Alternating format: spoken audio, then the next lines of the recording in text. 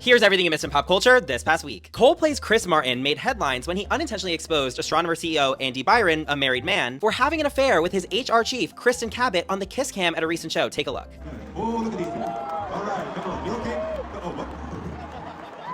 Either they're having an affair or they're just very shy. Now, both Andy and Kristen have been put on leave, with astronomer launching an official investigation into the incident. Caught red-handed on the Kiss Cam, CBS has canceled The Late Show with Stephen Colbert, with it set to end in May of 2026. No one will be replacing Stephen Colbert. The show is just going away. CBS gave their reasoning for the cancellation, stating this is purely a financial decision against a challenging backdrop in late night. It is not related in any way to the show's performance, content, or other matters happening at Paramount. However, a lot of people are wondering if this cancellation is because Stephen Colbert actually called out Paramount for paying Donald Trump a $16 million settlement. Well, Trump weighed in and said, "I absolutely love that Colbert got fired. His talent wasn't even less than his ratings." It's Daily Double reported that there have been recent rumblings that there might be a new Taylor Swift album on the way. They stated in a recent article, and I quote, "Seismic rumblings of a new Taylor set keeps the Republic Records team as aggressive as ever." However, the publication has since removed that language from the article, meaning that it was either false or Taylor's team said, "Let's play the shut the fuck up game, starting with you." Before I continue, if you like these pop culture recaps, make sure to follow me for more. Scooter Braun released a statement acknowledging that he failed to give Ariana Grande the support that she needed in recent years. Scooter stated, "I just wasn't a good manager the way I was before. At the end, Ariana actually said it to me. She was like, you know, you haven't really been the manager you were for the last couple years." And she was right, you know, and she deserved better at that point. They could see it too and their need, like they deserve to have someone. That's the job. You're supposed to be there for them. Speaking of Ariana Grande, Ariana revealed that she is working on plans for a small tour next year and that she is not abandoning music for acting. She stated, "Very silly of you all to assume that just because I have my hands full with many things that I plan to abandon singing and music. Is and has always been my lifeline. There will need to be room made for all of it. It may not look exactly like it did before, but I much prefer how it looks in my head. So I'm working on a plan to sing for you all next year, even if it's just for a little. I love you. When these tickets drop, get out of my way." Reported in my weekend recap that Justin Bieber will be paying a debt of $31.5 million to Scooter Braun. However, he will not start paying that until Hailey Bieber's road sale to Elf Beauty is finalized. TMZ confirmed that the money from the debt will actually come from the billion-dollar beauty deal because Justin Bieber actually has $50 million